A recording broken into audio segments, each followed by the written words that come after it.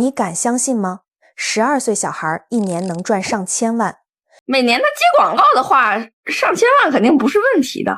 這個覺得賺錢非常容易的男孩，12歲就已經拿到了中科院計算所的1級程序員證書。父母也都是名校的高材生，可他卻面臨着考不上高中的風險。儘管學習成績一般，但他卻展露出了遠超常人的商業頭腦，在學校的生意做得風生水起。大家好，我是貝貝。這麼厲害的小孩，我們一起去看看他是如何做到的。有一次學校組織校外活動，他發現了其中的商機，便提前買了一書包的零食和飲料。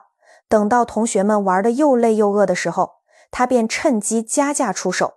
短短幾分鐘，他便掙到了上千元錢。關鍵是那兒沒有小賣部，3倍還多點。但他的這種行為卻受到了學校的嚴厲批評，媽媽更是對他的未来感到擔憂。本該是好好讀書學習的年紀，可他卻只想着賺錢。我覺得這麼小就这麼很難见利忘義的，也不見得是什麼好事兒。他甚至還研究起了虛擬貨幣。老媽，你投資的有比特幣嗎？謝謝。我還想問問你，用不用拿家裡的電腦挖礦？我那電腦是和解。這個男孩叫小帥，在有着北京教育高地的海淀區讀5年級。父母特別重視小帥的教育，為了贏在起跑線上，還特意購買了這裡最頂級的學區房。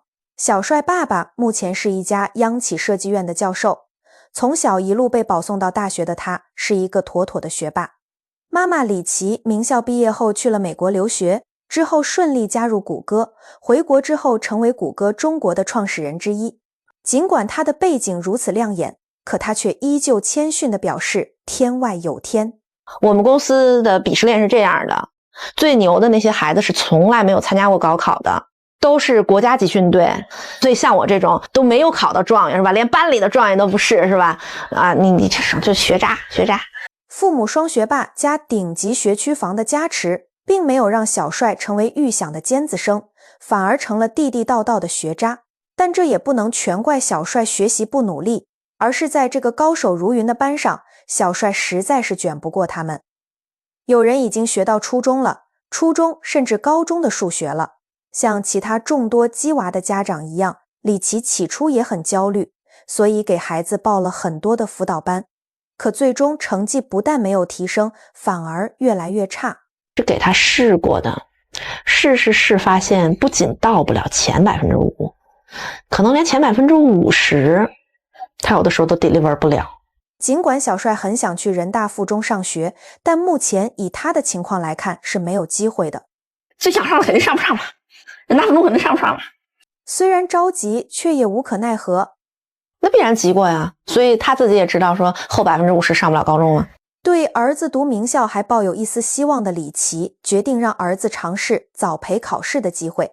所謂的早培考試，是從北京近10萬名孩子中挑選1000名孩子入營，最終篩選出100名孩子的競賽。看似是一個通往名校的捷徑，實則難度堪稱地獄級別。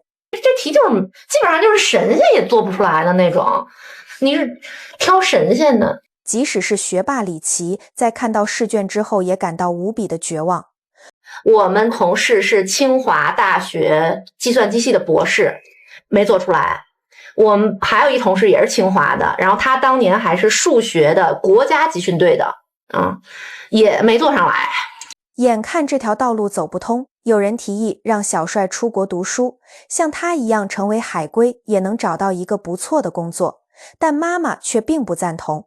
有着國內和國外讀書經歷的他，明白外國的月亮並不一定圓。中國的教育反而是有很大的優勢。Project-based learning 就是這種項目制的學習，效率太低了。他認為等到兒子這一代人成長起來的時候，中國的發展一定是強大無比的，那時候更多的機會一定是在中國。雖然內心焦慮，但他也逐漸接受了現實。我的孩子可能將來還是要靠一個手藝吃飯的技術。他知道兒子不是那種施加壓力就能奮起直追的人，兒子沒有遺傳到自己的學霸基因已經顯而易見。如果過度用力，可能只會適得其反。李琦開始轉變心態，決定從小帥的興趣愛好方面入手，試圖為小帥打造一條獨特的成長之路。小帥儘管學習成績平平，但他在班級確實有名的能人。他在學校還創立一個微型的漫畫出版社，6個人的小團隊。他是老闆兼 CEO。小帥主要負責創意輸出，其他人負責文案和圖案繪製。目前已經更新了14本漫畫，他們的作品也傳遍了全校園，就連班主任都成了他的粉絲，誇他們的書做得很有趣。小帥的愛好遠不止這些，編程、剪輯、組電腦，他樣樣精通。他還在某乎上給別人出配置單，就連李琦的同事想要買電腦都要找他當參謀。小帥，幹這個我選一什麼機啊？小帥馬上特別認真的，你預算多少？他還是班級裡的電腦通，在別人還分不清內存和硬盤的區別時，他已經熟練掌握了電腦的大量知識。內存是你的桌子，硬盤是你的書架。他曾經還有一段時間迷上了挖礦賺錢，媽媽卻擔心費用超標。不過小帥最大的夢想是當一名 UP 主。母親節的時候，他給媽媽剪輯的一段土味視頻，至今還珍藏在媽媽的手機裡。目前他在社交網站的粉絲已經有1000多個了，他也已經規劃出了自己的變現方向。某站現在是100萬播放量，可以給3000塊錢。每年的接廣告的話，上千萬肯定不是問題的。儘管李琦知道小帥的很多想法都不切實際，但他還是十分欣賞兒子獨特的創造力。但他也深知賺錢並非兒子想象的那麼簡單。李琦並沒有急於否定他的發財夢，而是鼓勵他嘗試用手機記錄美好生活，並在日常的生活中向他普及金融知識。周末他們還會帶小帥出去踏青，感受大自然的風和日麗。李琦也會趁機向他普及農業的知識，全家人沉浸在鳥語花香的氛圍裡。這也讓小帥從學習的壓力中解放出來。假期到來的時候，李琦還會帶兒子參觀名人故居，打卡愛因斯坦住所，並告誡他不能只是一味的賺錢，還應該有更遠大的人生志向。任何一個人，在任何一個時代，你都得有比你自己想過得好一點更大的一個目標，就不能純是利己的。為了陪伴兒子的成長，李琦錯過了很多升職加薪的機會，但他並不後悔。我自己內心當中最重要的東西還是家庭，就事業這個東西一定是排到2的。他始終把家庭擺在了首位，給孩子無限的愛和自由，讓他們感受到自己是最獨特的一個。其實這樣的育兒理念並不是李琦的首創，而是源於母親的偉大智慧。李琦小的時候非常自由散漫，學校規定早上5點半到學校，直到晚上9點才能放學。但他不喜歡一天到晚地待在學校裡，只想早點回家做自己想做的事。母親知道後便找到了學校，告訴老師，我的孩子要8點去上學，下午5點放學。於是李琦就成了全班乃至全校最特殊的那一個。李琦在那段時間過得特別的快樂。時間久了，老師們意見越来越大，勒令他要麼轉校，要麼退學。然而母親的一句話卻讓老師啞口無言。這是共產黨的學校，不是你辦的學校，所以我們不會退學的。是媽媽的話給了年幼的他巨大的勇氣。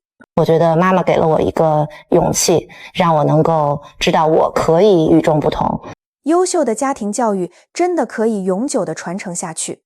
李琦也正是在母親的言傳身教下才取得了今天的成就，而李琦也將用同樣的方式傳遞給下一代。我們其實就是工薪階层，什麼時候沒有這份工作了，能給孩子留什麼呢？還不是就得留這點精氣神嗎？是吧？教育從來就沒有標準答案，少一份焦慮，多一份陪伴。如何讓孩子快樂的成長，才是成功的關鍵。這是一個關於虎媽與天才學渣的故事。頂尖學霸父母和優質學區房的加持，並未讓5年級的小帥成為傳統意義上的尖子生，反而面臨升學危機。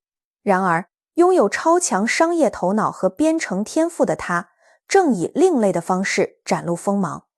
面對內卷和地獄級難度的早培考試，媽媽李琦從最初的焦慮中醒悟，決定轉變教育理念，尊重孩子的獨特興趣。他選擇用陪伴和引導傳承母親給予的與眾不同的勇氣和智慧，讓小帥在興趣領域自由發展，追求比賺錢更遠大的人生目標。這提醒我們，教育沒有標準答案，父母的愛與支持才是孩子快樂成長的關鍵。最後，視頻到這裡就結束了，我是貝貝，感謝你的觀看，我們下期見。